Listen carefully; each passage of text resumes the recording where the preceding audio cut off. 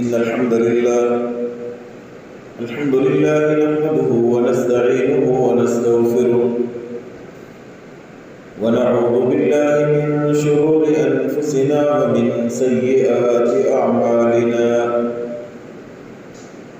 من يهده الله فلا مضل له ومن يضلل فلا هادي له وأشهد أن لا إله إلا الله وحده لا شريك له وأشهد أن محمدا عبده ورسوله أما بعد فإن خير الحديث كتاب الله وخير الهدي هدي محمد صلى الله تعالى عليه وآله وسلم وشر الأمور محدثاتها وكل محدثة بدعة وكل بدعة ضلالة وكل ضلالة في النار يا أيها الذين آمنوا اتقوا الله حق تقاته ولا تموتن إلا وأنتم مسلمون يا أيها الناس اتقوا ربكم الذي خلقكم من نفس واحدة وخلق منها زوجها وبث منهما رجالا كثيرا ونساء واتقوا الله الذي تساءلون به والأرحام إن الله كان عليكم رقيبا يا أيها الذين آمنوا اتقوا الله وقولوا قولا سديدا يصلح لكم أعمالكم ويغفر لكم ذنوبكم ومن يطع الله ورسوله فقد فاز فوزا عظيما أما بعد فأعوذ بالله السميع العليم من الشيطان الرجيم بسم الله الرحمن الرحيم وأحل الله البيع وحرم الربا فمن جاءه موعظة من ربه فانتهى فله ما سلف وقال النبي صلى الله تعالى عليه وسلم المسلم أخو المسلم لا يحل لمسلم إذا باع أخيه بيعا فيه عيب ألا يبينه وقال أمير المؤمنين عمر رضي الله تعالى عنه لا يبيع في سوقنا إلا من قد تفقه في الدين وقال علي رضي الله تعالى عنه من اتجر قبل أن يتفقه ارتطم في الربا وكان علي رضي الله تعالى عنه يدور في سوق الكوفة بالدرة ويقول معاشر التجار خذوا الحق تسلموا ولا تردوا قليل الربح فتحرموا كثيرا أو كما قال علي رضي الله تعالى عنه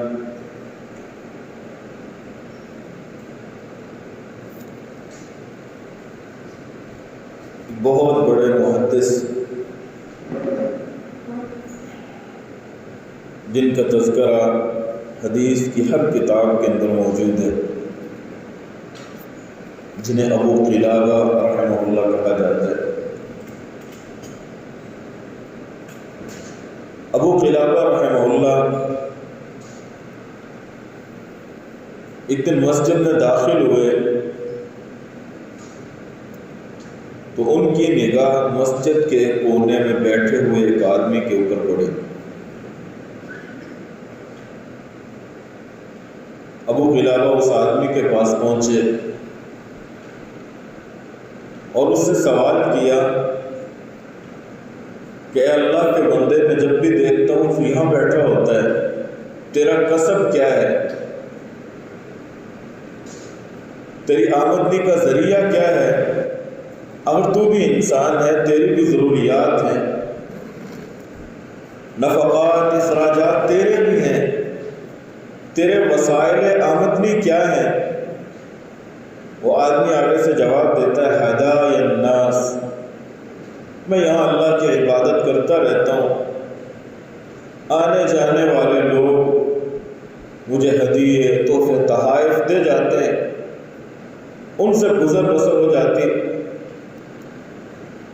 اور میں اپنے رب کی بندگی کرتا رہتا ہوں۔ محدث ابو قلابہ رحمہ اللہ اس کو کہنے لگے لَأَنْ أَرَاكَ تَطْلُبُ مَعَاشَكَ أَحَبُّ إِلَيَّ مِنْ أَنْ أَرَاكَ فِي زَاوِيَةِ الْمَسْجِدِ۔ اے اللہ کے بندے، تیرے اس مسجد کے کونے میں بیٹھ رہنے سے اور سارا دن یہاں عبادت کرنے سے بہتر مجھے یہ لگتا ہے کہ تم بازار میں جائے، خرید و فروخت کرے، اپنی روزی روٹی کمائے، اپنی معیشت کمائے، یہ تیری اس نفلی عبادت سے بہتر کہ تم لوگوں کے اوپر اعتماد کر کے بیٹھ جائے کہ فلاں ہدیہ دے جائے گا، فلاں جگہ سے تحفہ آ جائے گا، فلاں جانب سے کوئی سبب پیدا ہو جائے گا، انہی چکروں میں تو یہاں بیٹھا ہوا ہے اور تو محنت سے، کام کاج سے الگ ہو کے تنہا بیٹھ گیا ہے۔ تیری اس نفلی عبادت سے بہتر یہ ہے کہ تو باہر جا کے کاروبار کرے، تجارت کرے، کمائے۔ اور یہ رسول اکرم صلی اللہ علیہ وسلم کا وہ دیا ہوا سبق ہے جو محدث ابو قلابہ رحمہ اللہ اس آدمی کو کہہ رہے۔ آپ صلی اللہ علیہ وسلم کے پاس آنے والا آیا، آ کے دستے سوال دراز کیا۔ آپ صلی اللہ علیہ وسلم نے اس آدمی سے پوچھا اما فی بیتک شیء، جو تو سوال کر رہا ہے کیا تیرے گھر کے اندر کچھ نہیں ہے؟ وہ آدمی جواب دیتا ہے اللہ کے رسول کیوں نہیں، دو چیزیں موجود ہیں گھر کے اندر، دو چیزیں موجود ہیں میرے گھر میں، حلس نلبس بعضہ ونبسط بعضہ۔ اے اللہ کے رسول، ایک پرانا سا کمبل ہے لیکن اتنا بڑا ہے کہ کچھ حصہ نیچے بچھا لیتے ہیں اور کچھ حصہ سردی سے بچنے کے لیے اپنے اوپر اوڑھ لیتے ہیں۔ اور دوسری چیز قعب نشرب فیہ، ایک پیالہ بھی میرے گھر کے اندر موجود ہے، جب کوئی چیز پینے والی آتی ہے اس میں ڈال کے پی لیتے ہیں۔ آپ صلی اللہ علیہ وسلم نے فرمایا فأتنی بہما، جاؤ وہ کمبل بھی لے آؤ، وہ پیالہ بھی لے آؤ۔ وہ آدمی اپنے گھر گیا، امام ابو داؤد اس حدیث کو روایت کرتے ہیں، اپنے گھر سے کمبل بھی اٹھایا، وہ پیالہ بھی اٹھایا، آپ صلی اللہ علیہ وسلم کے سامنے پیش کر دیا۔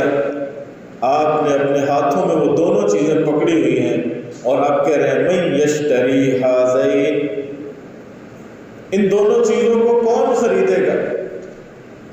ایک آدمی اٹھانے کا، اس نے کہا اللہ کے رسول اشتریہ بدرہم او آخذہما بدرہم، اے اللہ کے رسول ایک درہم کے بدلے میں یہ دونوں چیزیں مجھے دے دیں۔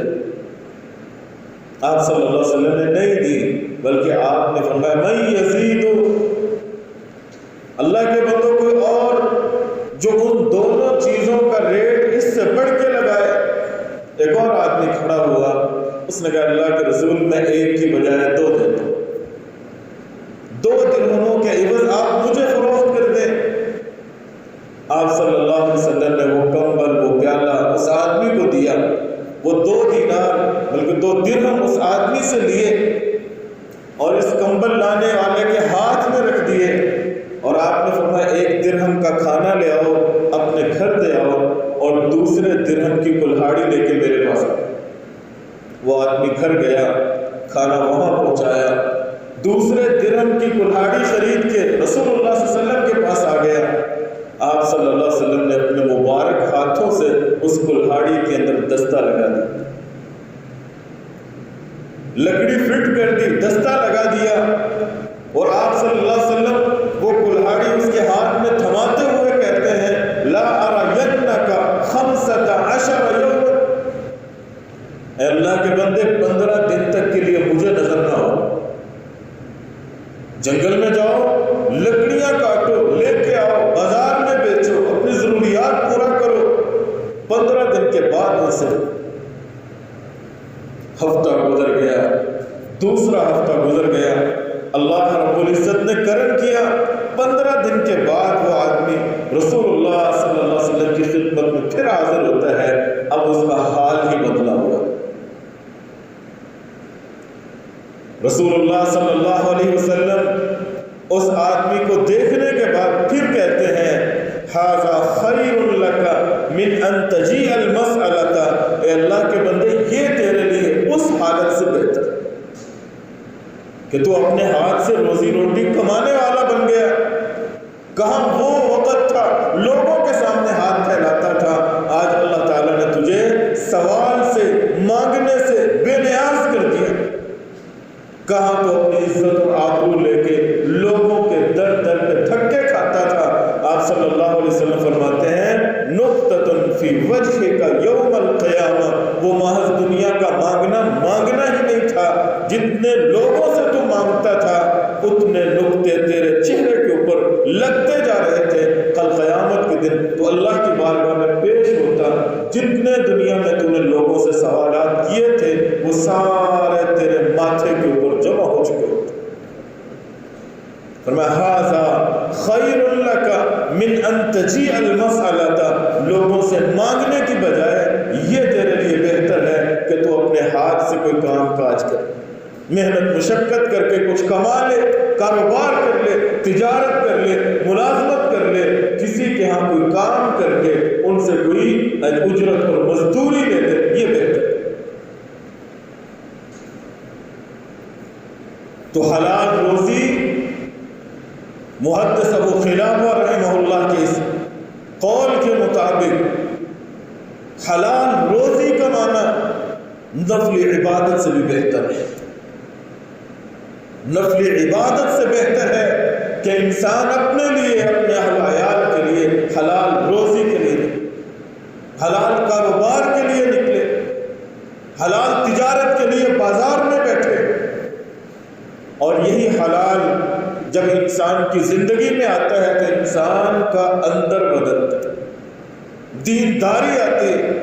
دوسری تیسری صدی کے اندر محدثین نے زہد کے نام پہ کتابیں لکھی، رقاق کے نام پہ کتابیں لکھی، کتاب الزہد، ابواب الزہد، یعنی ایسی روایات جمع کی، ایسی احادیث اکٹھی کی جن احادیث کے اندر یہ سبق ہوتا تھا، یہ درس ہوتا تھا کہ لوگوں یہ دنیا عارضی ہے،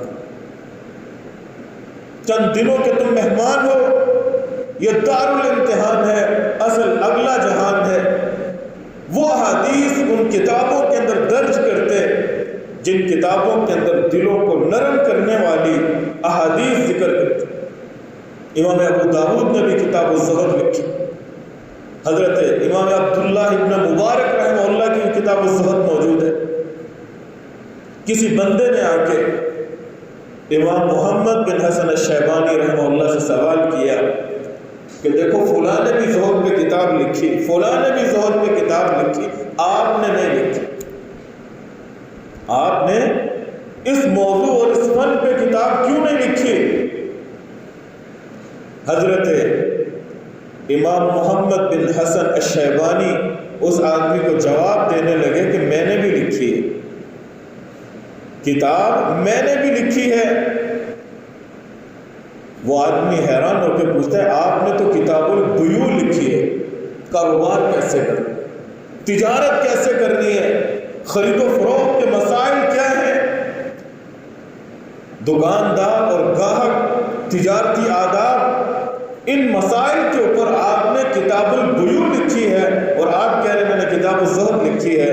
حضرت امام محمد بن حسن الشیبانی اس بندے کو جواب دیتے ہیں کہ جب ایک انسان کو خرید و فروخت کے مسائل کا علم ہوگا اور وہ اپنا کاروبار، اپنی تجارت دین کے مطابق کرے گا، وہ انسان حلال و حرام کی تمیز کرے گا۔ جب وہ حلال و حرام کی تمیز کرے گا، وہ حرام سے گریز کرے گا، حلال کو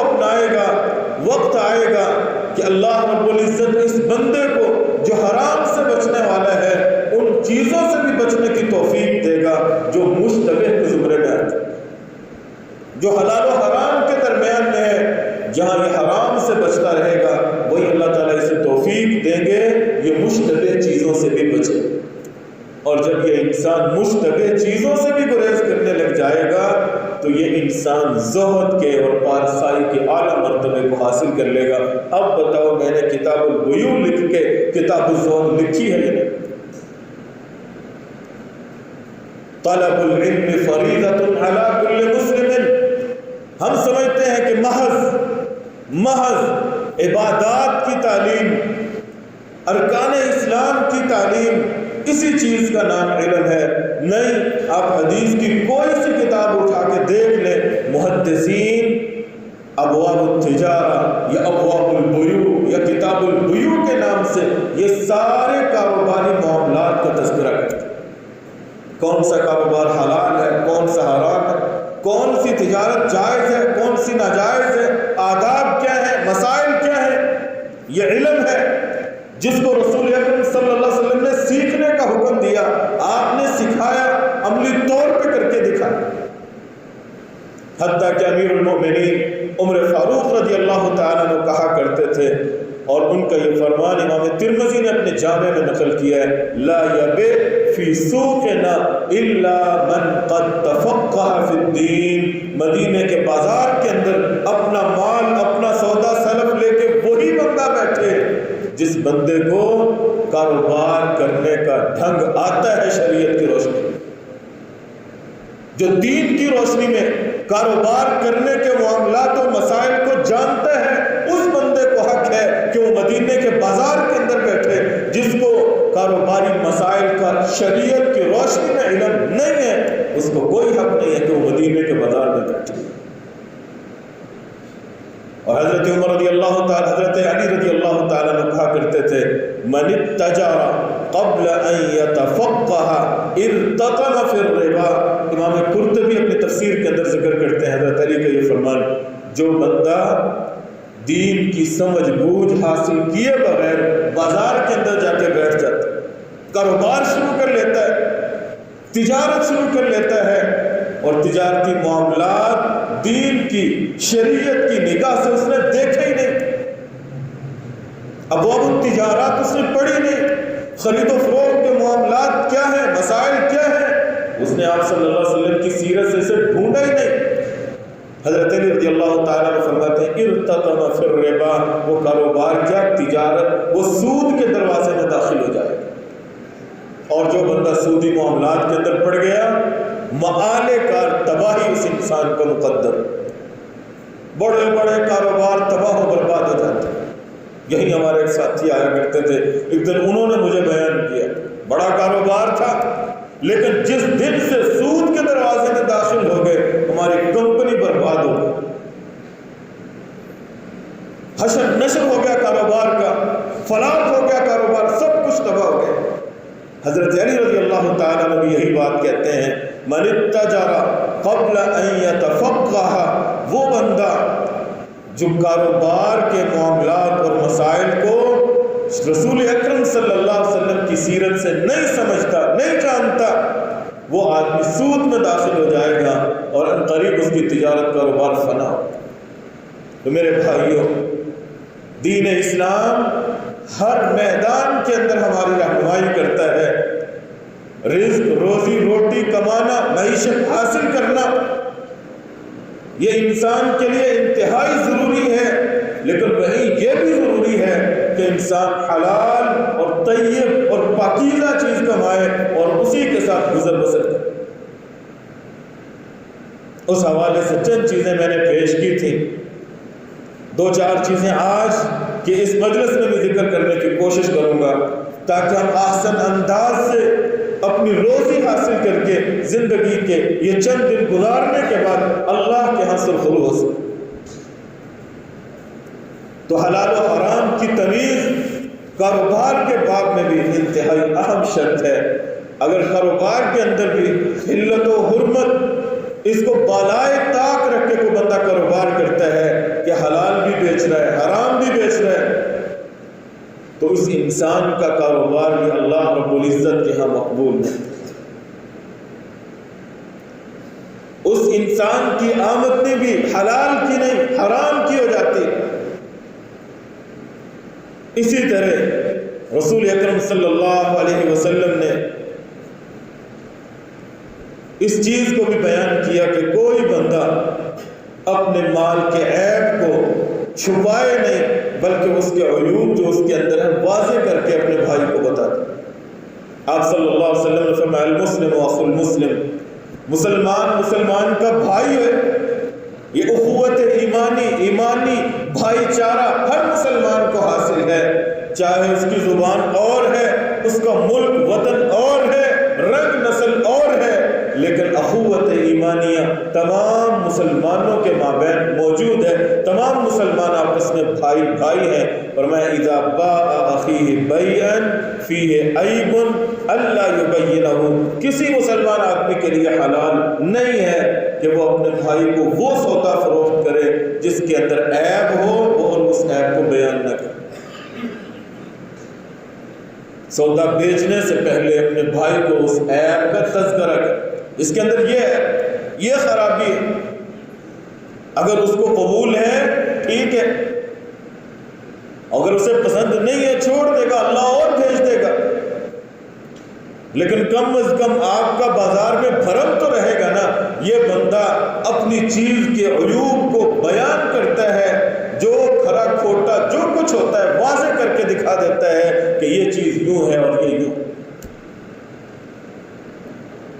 حضرت ابو سبا رحم اللہ کہتے ہیں اشتریت ناقۃ من دار واصلۃ بن الاسقع، میں نے حضرت واصلہ بن اسقع رضی اللہ تعالیٰ عنہ کے ڈیرے سے ایک اونٹ خریدا.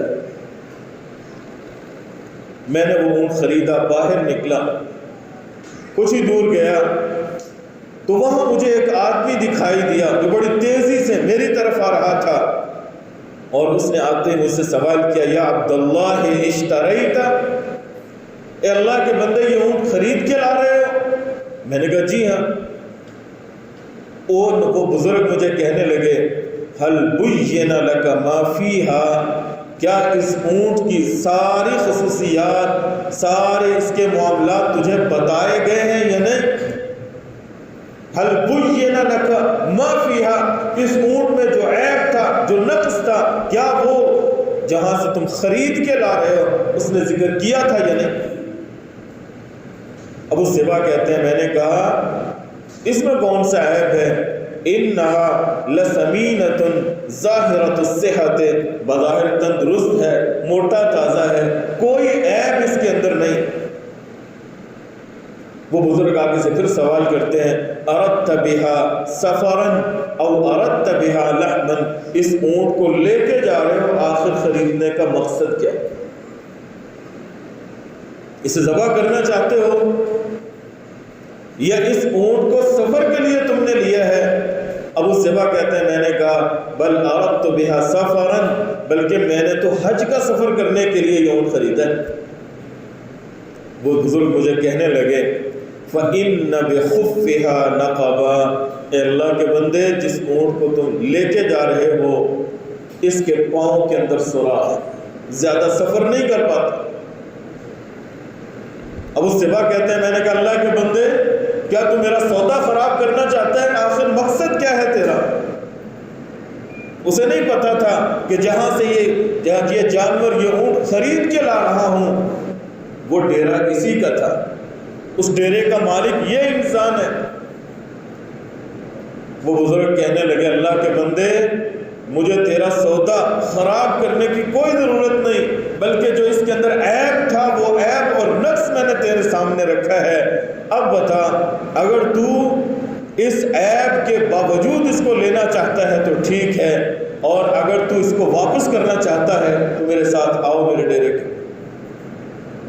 اور واصلہ بن اسقع رضی اللہ تعالیٰ عنہ نے آپ صلی اللہ علیہ وسلم کا یہ فرمان سنایا انی سمعت رسول اللہ صلی اللہ علیہ وسلم یقول لا يحل لأحد يبيع شيئا الا بين ما فيه، کہ ہر انسان جو کسی کو کوئی چیز فروخت کرنے والا ہے اسے چاہیے کہ اپنی چیز کے عیب کو، نقص کو واضح کر دے۔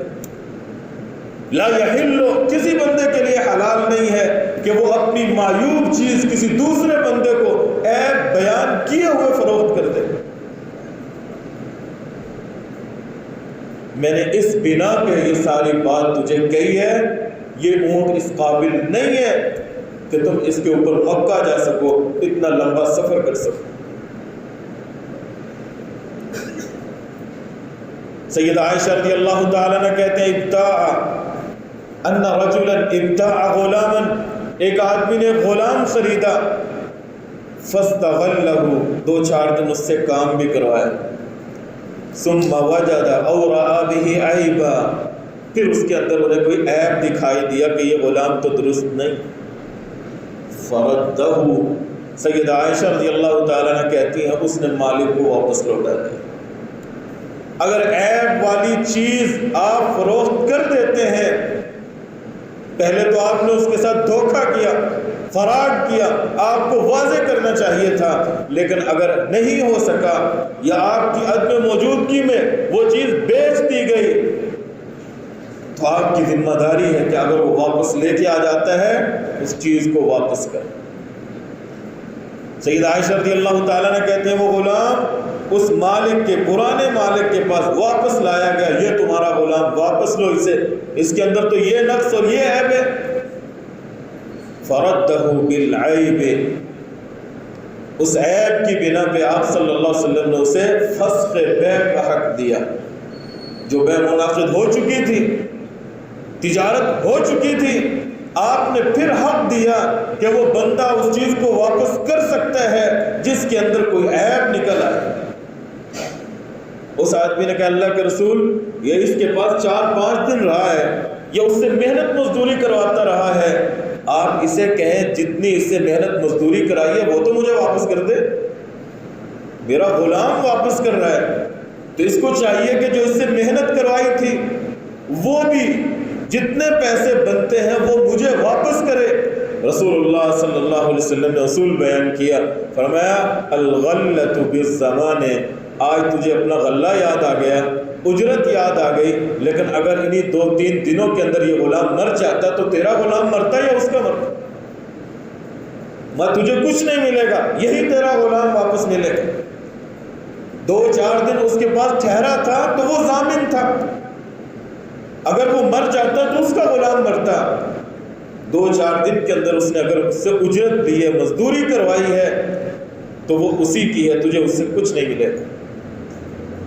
اسی طرح انسان کو چاہیے کہ کاروبار اور تجارت کے اندر کسی سے دھوکہ نہیں، فراڈ نہیں، سچی کھری بات کرے۔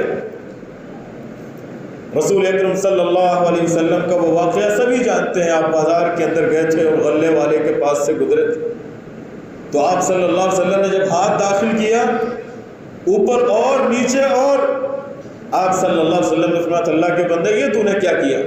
حضرت اللہ کے رسول بارش آ گئی تھی، آپ نے کیا ہوا؟ بارش آ گئی تھی، تو ان دونوں سودوں کو الگ الگ کر دیتا، گیلی گندم الگ کر دیتا، خشک گندم الگ کر دیتا، دونوں کو الگ الگ ریٹ پہ بیچ دیتا۔ اور آپ نے من غشنا فلیس منا، جو اپنے آپ کو امت محمدیہ کا فرد کہلاتا ہے، عبداللہ عبد الرحمن کہلاتا ہے، اپنے آپ کو مسلمانوں کی فہرست میں شامل کروا کے اور پھر بازار کے اندر بیٹھ کے دھوکہ اور فراڈ کرتا ہے، آپ نے فرمایا امت مسلمہ سے اس کا کوئی تعلق نہیں، میں محمد کے ساتھ اس کا کوئی رشتہ نہیں۔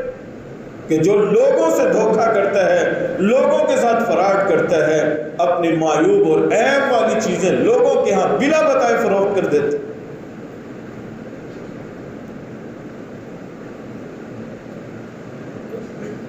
دھوکہ، فراڈ ہمارے اسلاف کے ہاں اس قدر مہم تھا، یہ امر اس قدر اس سے دور رہنے والے تھے کہ مجھے ایک عظیم محدث کا تذکرہ یاد آتا ہے جنہیں محمد ابن منکدر کہتے ہیں۔ عجیب داستان، سیدہ عائشہ رضی اللہ تعالیٰ عنہ کا دروازہ ایک دن بجا، پوچھا کون؟ کہنے والے نے کہا اے اماں جان، ایک سائل، ضرورت پڑ گئی، سید عائشہ رضی اللہ تعالیٰ عنہ جواب دیتی ہیں اللہ کے بندے اس وقت گھر میں کچھ نہیں دینے کے لیے کچھ نہیں، لیکن سیدہ تجھ سے وعدہ کرتی ہے جو ہی میرے گھر میں جو چیز آئے گی سب سے پہلے میں تجھے وہ چیز بھیجوں گی۔ یہ سوال کرنے والا اپنے گھر گیا، مدینہ کا باشندہ تھا۔ سیدہ عائشہ رضی اللہ تعالیٰ عنہ کے گھر چند لمحوں کے بعد اللہ رب العزت نے 10,000 درہم کسی کو توفیق دی، اس نے آپ صلی اللہ علیہ وسلم کے گھر بھیج دی۔ سیدہ عائشہ رضی اللہ تعالیٰ عنہ کہتی ما اسرع ما كنت حنت، اے اللہ تو نے کس قدر جلد میرا امتحان لے لیا، ابھی چند لمحے گزرے ہیں اور تو نے اتنی بڑی رقم بھیج دی۔ یہ نہیں کہ وہ مال کی حریص تھی، لاکھوں روپے آتے تھے، لیکن افطاری سے پہلے سارے کے سارے بانٹ دیا کرتے۔ اے اللہ کس قدر تو نے بڑا امتحان لیا کہ میں اس میں سے اب دائیں بائیں کسی اور کو نہیں دے سکتی، جس سے وعدہ کیا تھا اسے دینے پڑیں گے۔ کس قدر جلد تو نے میرا امتحان لے لیا۔ پھر انہوں نے وہ 10,000 اٹھائے اور جو بندہ آیا تھا اس کے گھر پہنچایا۔ وہ اللہ کا بندہ بھی سوچتا ہے کہ کس قدر پاکیزہ انسان ہوگا جس نے 10,000 کمائے ہوں گے۔ 10,000 کمانے کے بعد مدینہ کے سارے گھروں کے اوپر اس کی نگاہ پڑی ہوگی، اور پھر اس نے ایک بہترین گھرانے کا انتخاب کیا، رسول اللہ صلی اللہ علیہ وسلم کے گھر کو منتخب کیا اور آپ کے گھر دے کے گیا۔ کس قدر پاکیزہ مال ہوگا، کیوں نہ میں نے اپنی عزت اور اپنی عصمت اور اپنی پارسائی کی حفاظت کرتے ہوئے کسی بہترین جگہ پہ اسے رکھا۔ اس آدمی کی شادی نہیں ہوتی، اس نے انہی پیسوں سے لونڈی خریدی، شادی کر لی۔ اللہ رب العزت نے یکے بعد دیگرے 3 بیٹے دیے۔ پہلے کا نام محمد رکھا، دوسرے کا نام ابو بکر رکھا، تیسرے کا نام اس نے عمر رکھا۔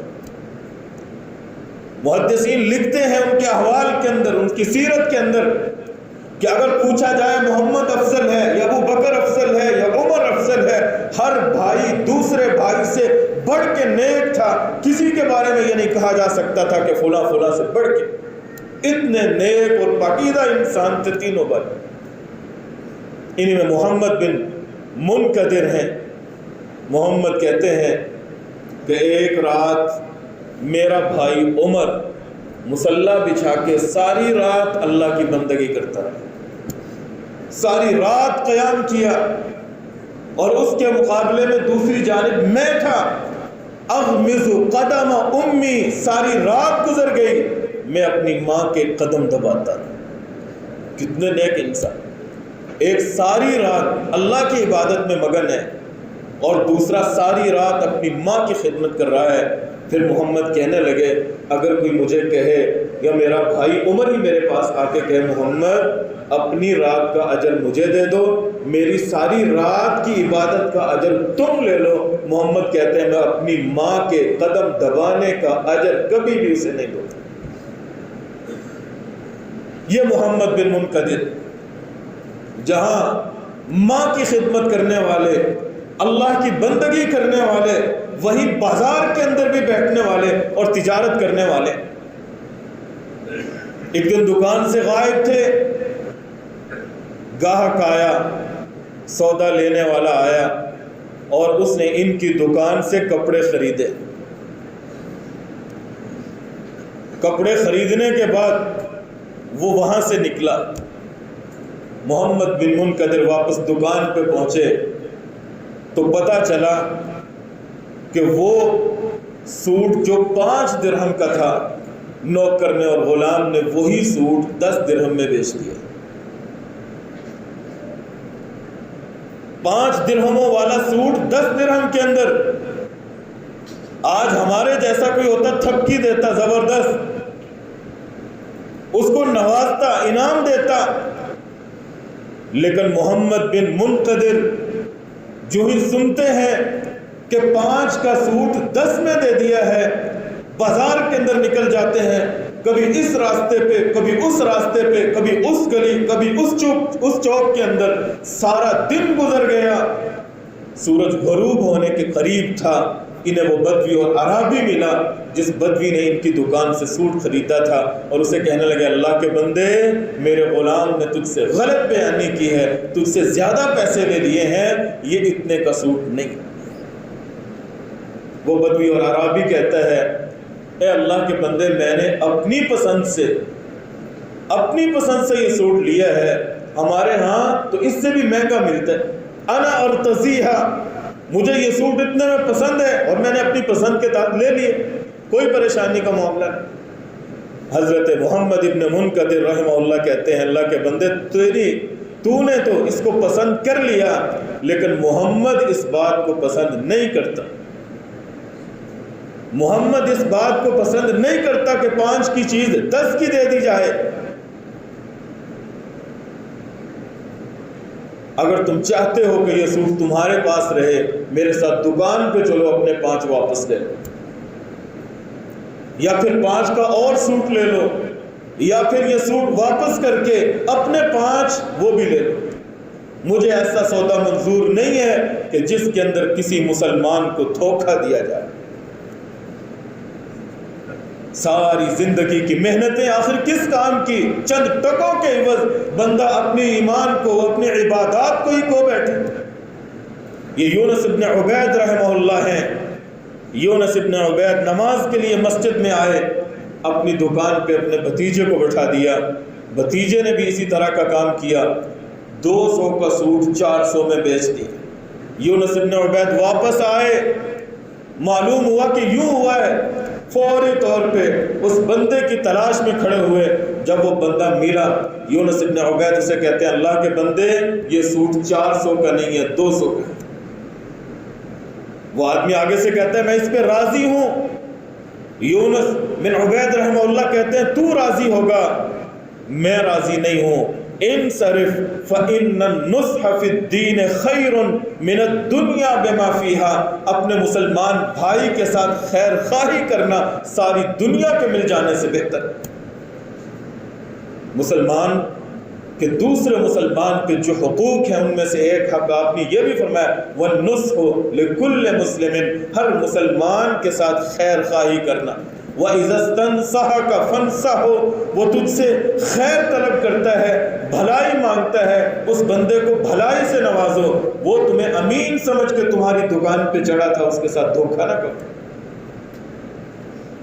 کہتے ہیں مسلمان بھائی کے ساتھ بھلائی کا معاملہ کرنا ساری دنیا کے مل جانے سے بہتر ہے۔ یہ کون سی بھلائی ہے کہ 200 والی چیز تجھے 400 میں دے دی جائے، اس بندے کو واپس لائے، اس کو 200 واپس کرنے کے بعد اپنے بھتیجے کی طرف رخ کرتے ہیں اور اسے کہتے ہیں امت تقیت اللہ، اے بھتیجے تجھے اللہ کا ڈر نہیں ہے؟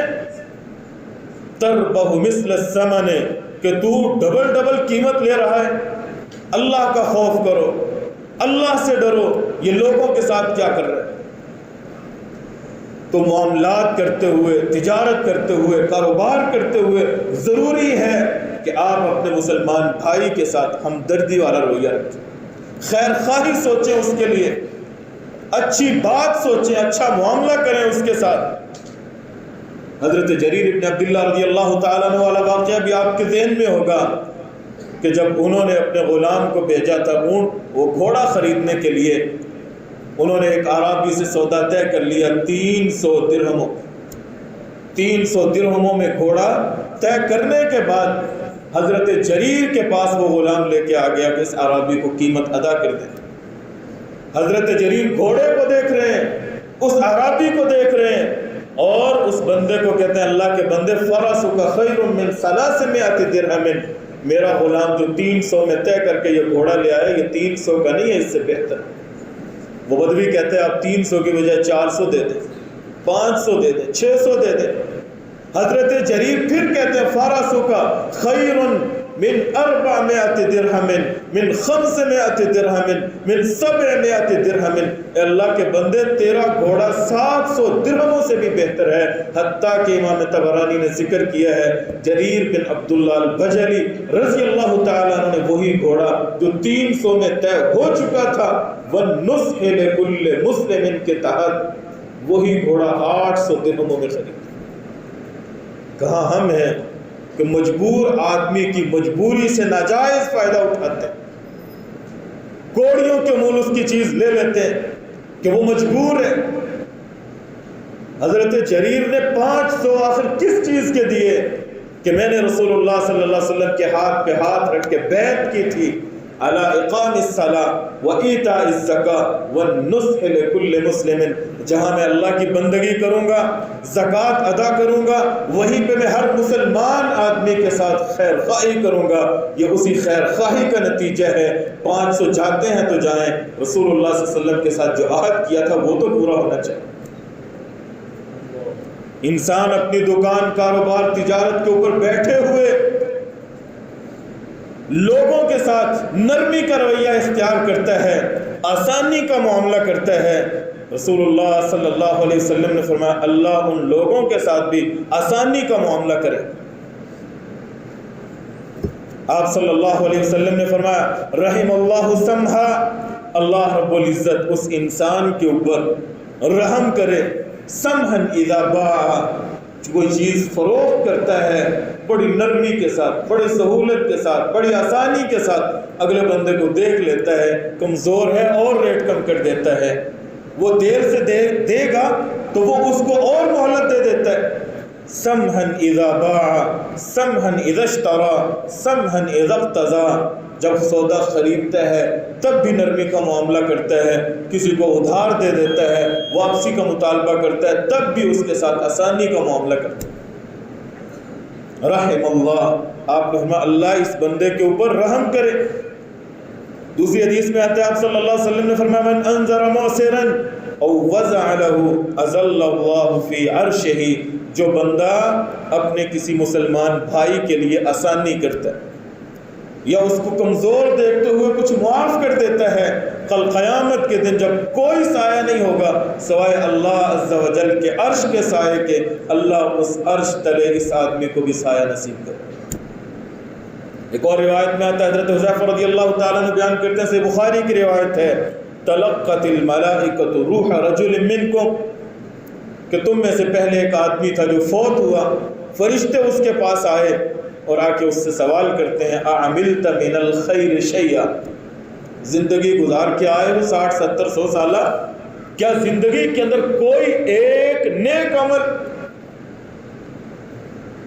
یہ آدمی آگے سے جواب دیتا ہے ہاں میری زندگی کے اندر میرا ایک عمل موجود ہے، میری ایک نیکی موجود ہے، کنت آمر فتیانی، میں اپنے نوکروں ملازموں کو کہتا تھا کہ جو بندہ مجبور ہو، پریشان حال ہو، اس کے ساتھ آسانی کر، دے سکتا ہے مہلت دے دو، کوئی نہیں دے سکتا اسے معاف کر دو۔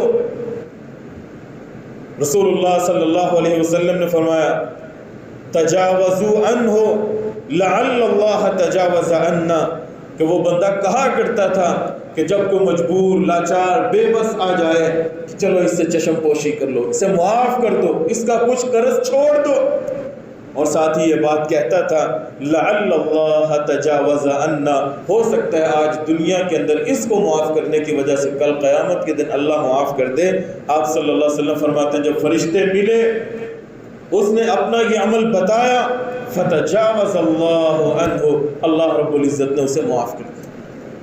آج اپنے بھائیوں کے ساتھ، مسلمانوں کے ساتھ نرمی کا، سہولت کا، آسانی کا معاملہ کرو، تاکہ کل قیامت کے دن اللہ میرے اور آپ کے ساتھ بھی آسانی کا معاملہ کرے، میری اور آپ کی بھی کل اللہ کے حضور نجات و بخشش ہو سکے۔ وآخر دعوانا الحمدللہ۔